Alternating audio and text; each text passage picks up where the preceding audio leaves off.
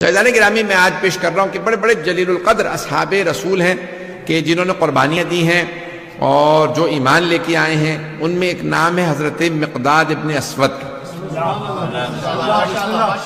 اور فلسفہ احکام کو پیش کروں گا انشاءاللہ، اسی کو جاری رکھوں گا جو میں نے وعدہ کیا تھا اور جو میں اب تک موضوع لے کے چل رہا ہوں. تو حضرت مقداد ابن اسود، ان کو کیونکہ کسی نے گود لے لیا تھا تو ان کو مقداد ابن اسود کہا جاتا ہے، جبکہ عمر کے بیٹے ہیں، یعنی ان کے والد کا نام کچھ اور ہے، لیکن ان کو پھر بھی مقداد ابن اسود، کیونکہ ان کو کسی نے گود لے لیا تھا بچپنے میں اور غریب گھر سے تھے. اور حضرت مقداد کی بہت زیادہ تعریف کی گئی ہے. ان کا ہمارے ہاں تذکرہ سب سے کم ہوتا ہے. نام لوگوں نے سن رکھا ہے، لیکن حضرت عمار کا بھی ذکر ہو جاتا ہے، حضرت سلمان و ابو ذر کا تو ہوتا ہی رہتا ہے، لیکن حضرت مقداد کا ہمارے ہاں تذکرہ کم ہوتا ہے. بلکہ بہت سو کو اگر پوچھیں گے تو انہیں کچھ بھی نہیں پتا ہوگا. حضرت رسول خدا نے اپنی پھپھی کی بیٹی کی شادی کی حضرت مقداد ابن اسود. اور بعد نے لکھا کہ نہیں، یہ جو زبیر ہیں وہ رسول خدا کے یعنی والد یعنی ویسے تو 12 بھائی ہیں، حضرت عبد المطلب کے 12 بیٹے، 10 بیٹے جو بڑے، جن کے لیے منت مانی تھی اگر ایک بیٹا میں راہ خدا میں دے دوں گا. ان میں سب سے چھوٹے حضرت عبداللہ تھے. پھر ان کے بعد میں ایک اور شادی کی جن سے حضرت عباس و حضرت حمزہ. توجہ تو ہے نا. اب حضرت ابو طالب، حضرت عبداللہ اور حضرت زبیر، یہ تینوں بھائی تھے، ایک ہی ماں اور ایک ہی باپ سے. تو سگے یعنی کہہ لیں کہ ماں بھی ان کی ایک تھی. اور ان سے زبیر سے جو ایک بیٹی تھی رسول خدا کی، یعنی پھوپھیزاد یعنی چچا بہن تھیں، ان کی شادی حضرت مقداد ابن اسود سے کی تھی. اور حضرت مقداد کا بہت مقام ہے، بہت زیادہ ان کا مقام، رتبہ بہت زیادہ.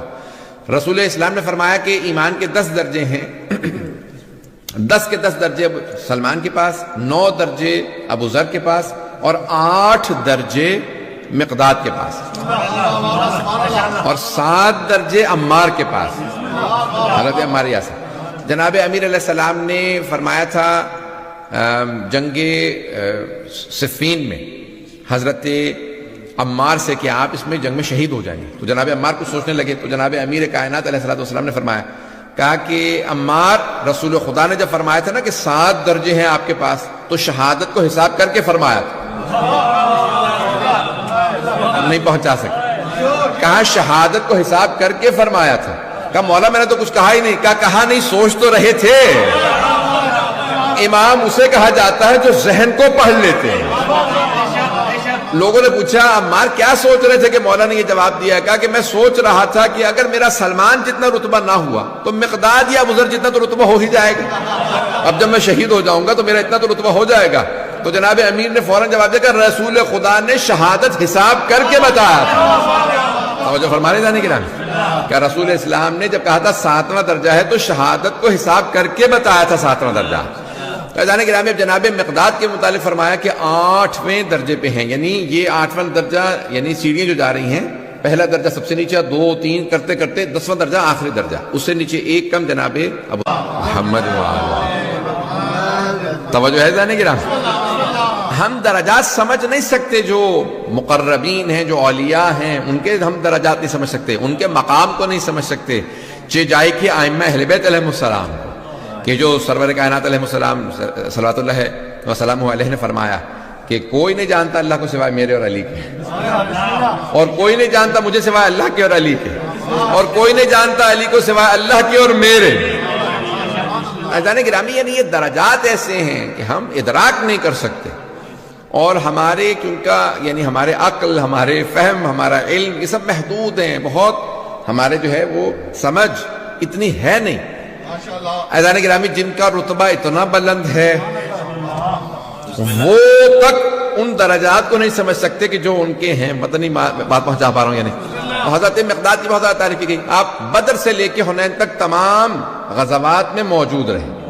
پتہ نہیں لوگ ہیں نہیں، تمام غزوات میں شریک ہوئے، ہر غزوے کے اندر آپ نے شرکت کی ہے. اور بعد میں پھر جناب میں ایک حدیث پتہ نہیں پیش کروں نہ پیش کروں